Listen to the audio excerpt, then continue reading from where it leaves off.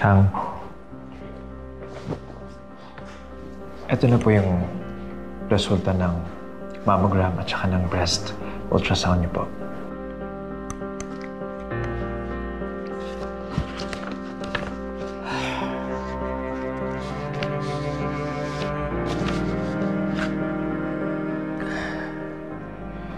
Chang, kailangan niyo pa rin po magpa-biopsy, ha? Ano yun? Ang ibig sabihin po nun, Chang, meron po tayong kukunin na sample tissue po sa bukol po ninyo para malaman po natin kung cancerous or non-cancerous. Pwede po kasing malignant, pwede rin naman pong benign. Chang, Susan, ang ibig sabihin po ng malignant, cancerous po siya. At ang benign naman po, non-cancerous. Paano kukuha ng tissue? Sa breast ko? Yes po. Kailangan po kayong operahan. Doc, pwede bang makiusap? Sana, huwag lumabas ito. Kahit kanino. Ayoko talagang malaman ni Annalyn. Lalo na kung may breast cancer ako. Makakaasa po kayo, Chang. Pero kailangan po natin gawin kagad yung procedure. Kailangan natin magpa-schedule ng biopsy. Agad-agad. Salamat, Doc. Excuse me? Bakit nandito pa kayo? Doktora, gusto ko lang sana ipa-check up si Apo bago siya umuwi ng probinsya bukas. Nahihilo daw kasi siya. Alam niyo, kung hilo lang yan, itulog niyo na lang. Or smell some essential oil. Gusto ko lang din po makasigurado. Saan nga po ulit yung daan papuntang ER? Nakapuno na yung ER dito. Sa ibang ospital na lang kayo. Saang hospital po? Oh my gosh, problema ko pa ba yun? Ewan ko, basta maghanap kayo ng ospital. Sige na, umasta kayo.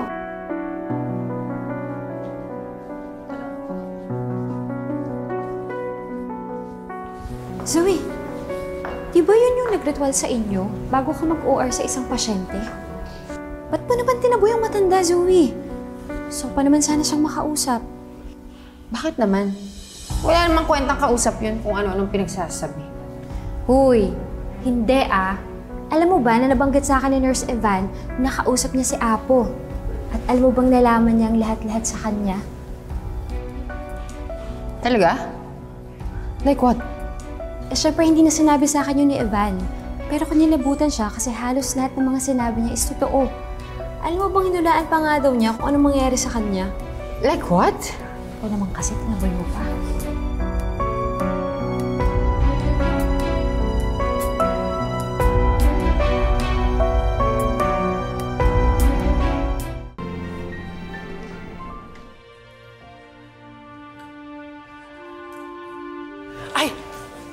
Kuya Guard, meron po ba kayong nakitang matanda na ganito katangkad na maraming mga kahoy-kahoy na kwintas?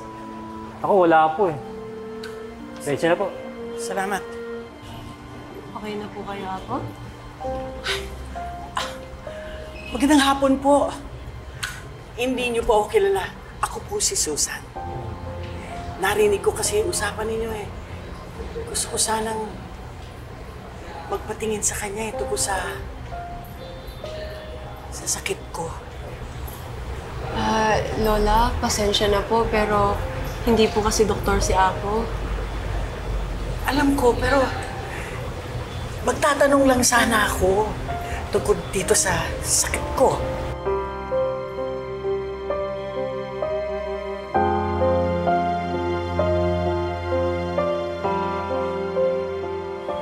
May ininda kang karamdaman sa iyong dibdib. Ngayon mo lang ito napansin at ngayon ay nangangamba ka. Hindi biro ang iyong sakit. Kailangang pagtuunan mo ito ng pansin at huwag mong baliwalain. Magagamot niyo ba ako? May mga taong bihasa na napag-aralan ang iyong sakit. sa kanila ka lumapit. Katulad ng apo mo. Hindi ba doktor ang apo mo?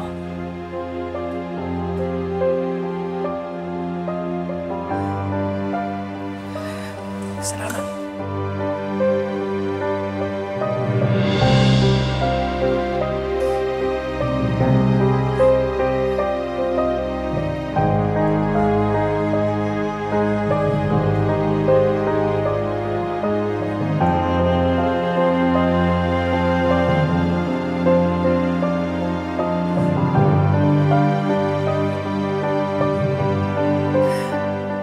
Hindi biro ang iyong sakit.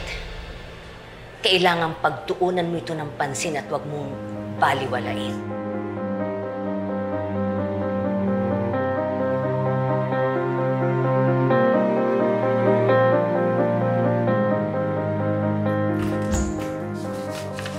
Ay!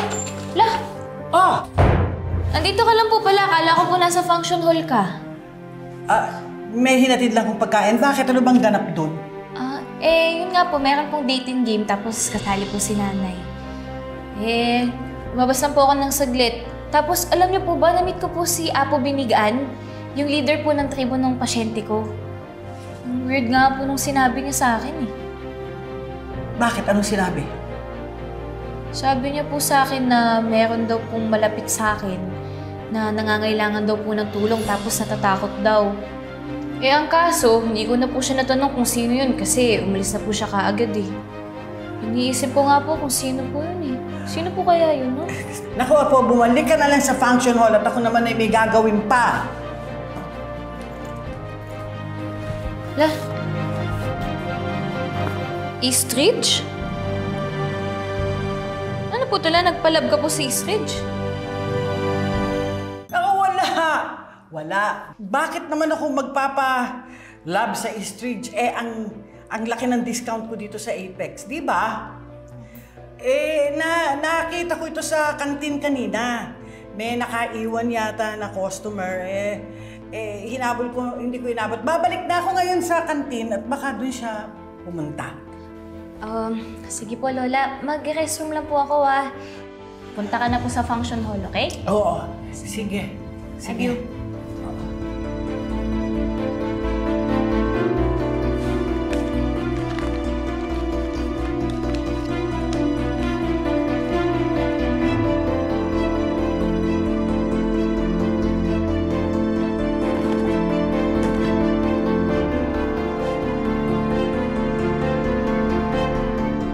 Lalaga ko yung mga dahon-dahon sa kumukulong tubig na mga 30 minutes, ganon. Gano'ng katagal ang effect niyan? Naalala ko lang kasi, di ba sabi mo nagka-cancer yung asawa mo? Tapos pinainom mo lang ng mga dahon-dahon na yan, nawala yung bukol, di ba? Lola. Sige na, Chayo nga. Sige, bye-bye. Oh! La, ba't di ka na po sumunod dun sa dating game? Sayang naman. Pinuntahan ko lang kasi yung kaibigan ko. Alam mo po ba, si tatay po yung searcher. Hulaan mo sinong napili niya. Si nanay, meant to be.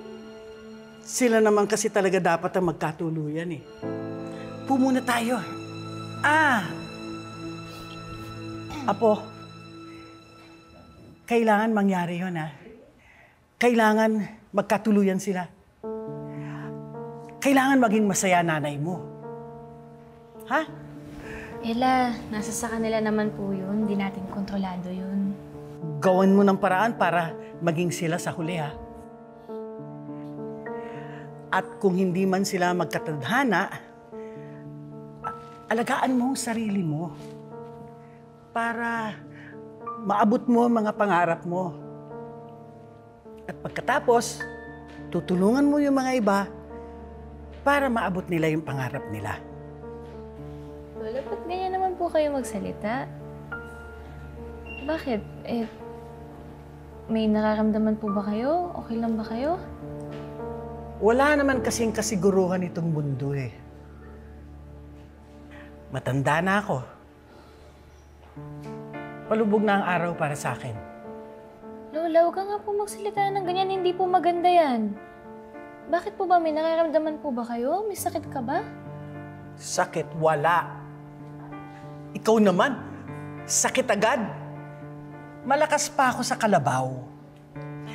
May napanood lang kasi ako sa TV, yung matanda tumatawid ng kalye, nasagasaan ng truck, dead. Naisip ko, paano kung ako yun? La, yan ka na naman. Tumigil ka nga po, hindi talaga maganda yan. Ikaw naman, masyado kang seryoso. Excuse me po, Doktora Santos. Excuse me po, Aling Susan. Dok, may ipapacheck lang po. Mauna na ako, ha? Sige Oh, po, La. sige. Ingat ka. Ingat.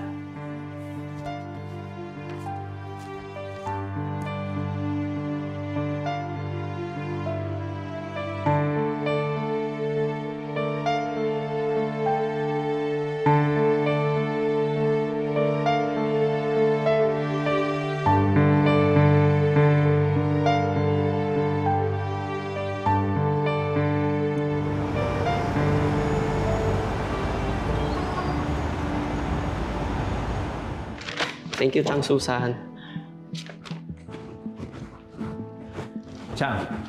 Chang Susan, Ay, Doc Lindon. kanina ko pa po kayo tinatawagan, hindi po kayo sumasagot. Ano pong ginagawa niyo dito? Nagtatrabaho. May trabaho ko Nag-deliver ako ng mga pagkain.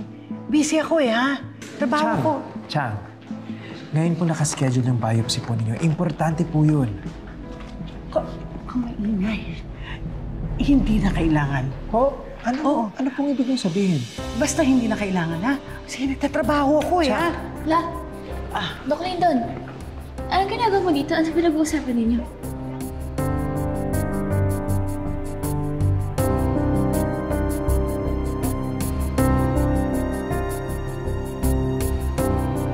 Doc.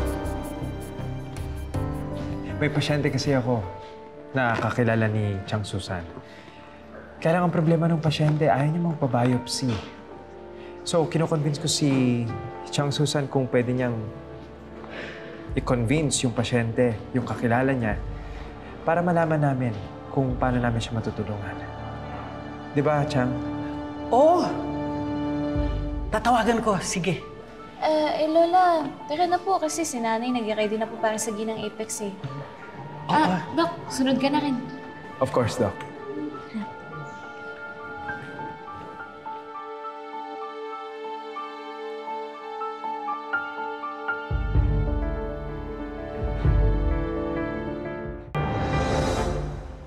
Oo, pwede bang kumuha uli ng mga dahon-dahon sa'yo?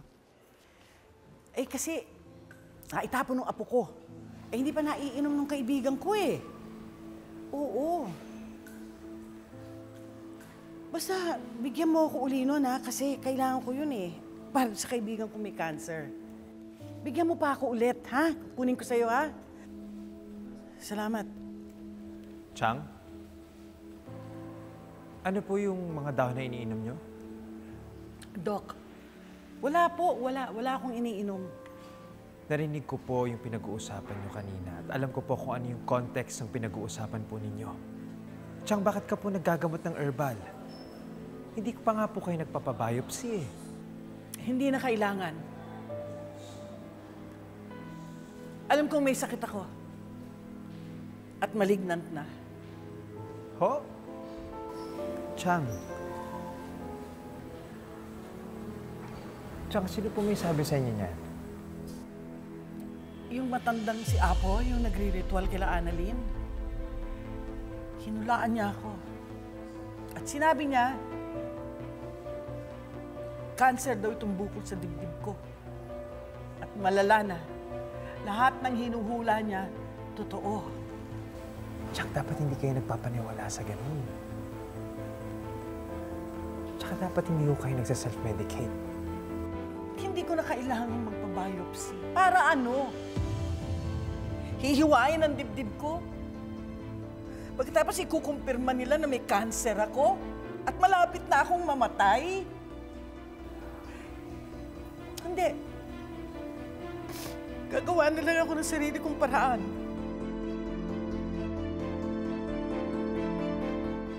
Chang, pero kailangan sumunod ka sa tamang proseso. Chang, kailangan po natin kumuha ng sample tissue dyan po sa bukol po ninyo para po maintindihan at matulungan po kayo ng mga doktor sa tamang treatment. Sige na po, sumama na kayo sa akin sa Eastridge. Open pa naman po yung schedule niyo for biopsy. Natatakot ako. Hindi ko alam kung paano ko ito haharapin. I understand.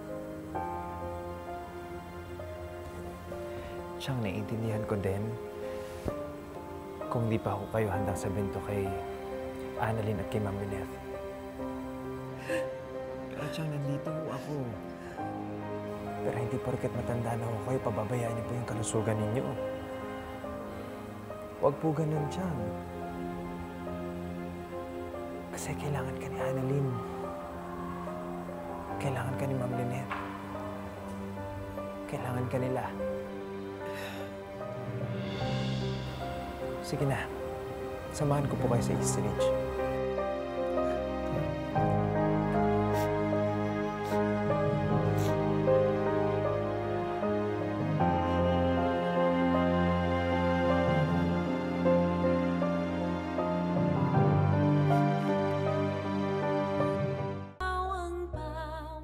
Paki-prepare na lang, ha?